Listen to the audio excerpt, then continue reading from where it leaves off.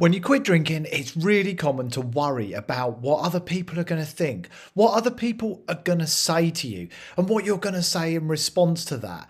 It can occupy our mind, and if we're not careful, it can be overwhelming. It's really important to prepare and know what you want to say in those moments where you might feel challenged or pressured by the way that other people are behaving around you. But equally, the people around you should be careful about what they say. And in this video, we're going to look at 7 things that you should never say to someone who doesn't drink.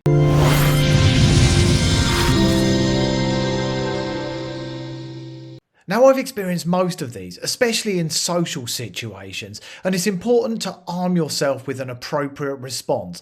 Think about what you're going to say if somebody comes out with one of these faux pas, especially while you're out socially, which is the most common place where you'll find that this happens. Now, one of the most common things that people say is, surely you can just have one. I've heard this time and time again. Now, people who say this probably aren't doing it out of spite. It's usually out of ignorance. They just don't understand. They don't understand that this is a lifestyle choice that we've made for ourselves. And it's not about just having one. It's about experiencing all the gifts with never drinking again and enjoying an alcohol-free lifestyle. But it's not their fault that they don't know generally. Of course, some people may do this from a selfish place. They might feel that you're not drinking makes them feel uncomfortable about their own relationship with alcohol. They might feel like they've lost a drinking buddy, or they might feel that by you not drinking, you're in some way judging their choice to drink. Absolutely, that's not the case.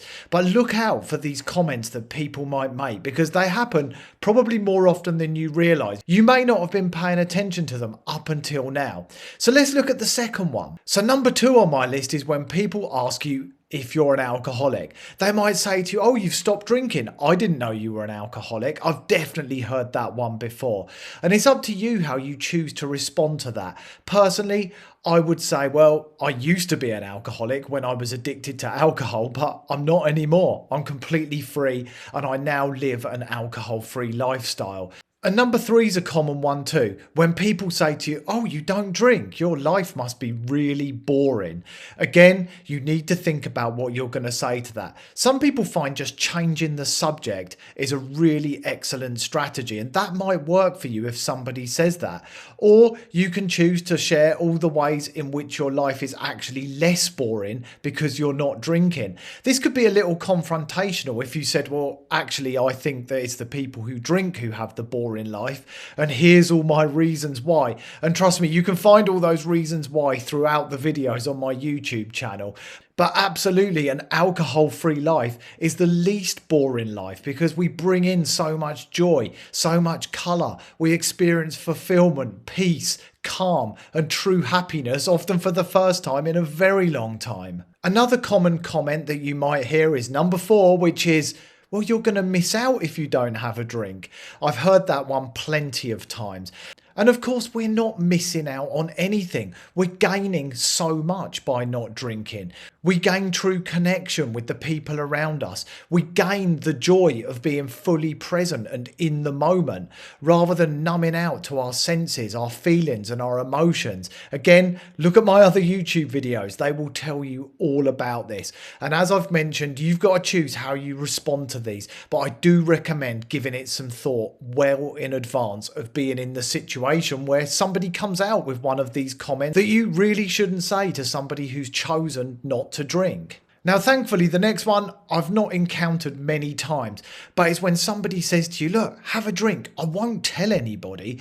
They're trying to enable you. They're trying to kind of collude with you to get you on side in an effort to get you to break your commitment to living an alcohol-free lifestyle. It's definitely worth thinking about this one in advance. You might well say, look, thanks for the offer, but it's not about doing something in secret. It's just all about me living my alcohol-free lifestyle, honouring my values and maintaining my boundaries. I just don't want to drink. I could drink at any time I want. I just don't want to. Thank you very much. Change the subject. Move on. One that I heard often when I first quit drinking is number 6, which is, Well, how long are you going to be doing this for?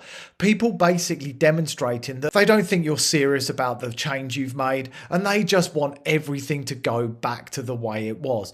Humans don't like change and they often do all they can to resist it, even if that means encouraging somebody to change their mind about a choice that's actually the best path for them. And people will do that by making comments along those lines. How long are you going to be doing this for? I definitely heard that one several times when I first quit. And my response was to say, I've chosen an alcohol-free lifestyle. It's not a time frame. I've decided to do this. And again, I can drink anytime I want, but I'm choosing not to do that.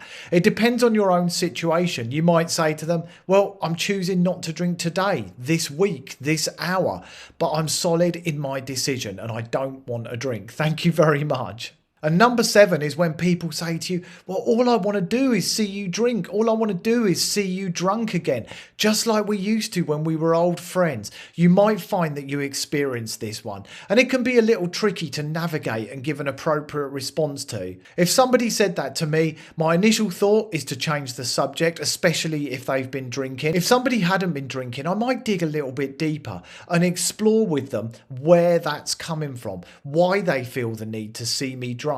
Because my belief is it's probably based around their own insecurities and that I would be acting like some kind of mirror. That wish that they're expressing is actually something from deep within them, possibly something to do with their own self-esteem and wanting to feel better about themselves, and possibly about the fact that I'm not drinking is making them feel less than in some way. But that's really for them to explore. It's not our job to explore everybody else and where their judgments and where their comments are coming from.